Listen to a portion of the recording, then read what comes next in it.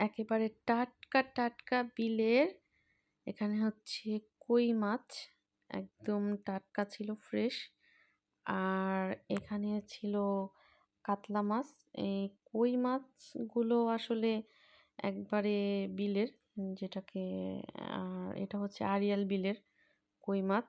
আর এখানে ছিল হচ্ছে, এটা কি বলে? কাতলা মাছ। হ্যাঁ, এটা কাতলা মাছ ছিল। তো যাই হোক, এরকম বিলের টাটকা, টাটকা মাছ দেখতে ভালোই লাগে। আসলে কিছু জিনিস আছে যেগুলা মানে একবারে ফরমালিন মুক্ত যাকে বলে। তো আজকে ফ্রিজ ধুচ্ছিলাম। অনেকদিন হয়ে গেছে ফ্রিজ ধোয়া হয় না, সময় পাই না।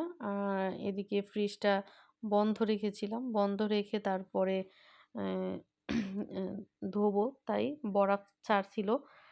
আর এদিকে মাছগুলো ভাবছিলাম যে আমার এত কাজের মধ্যে মাছগুলো আমি এখন কি করি? তো ভালো থাকবেন। আল্লাহ হাফেজ।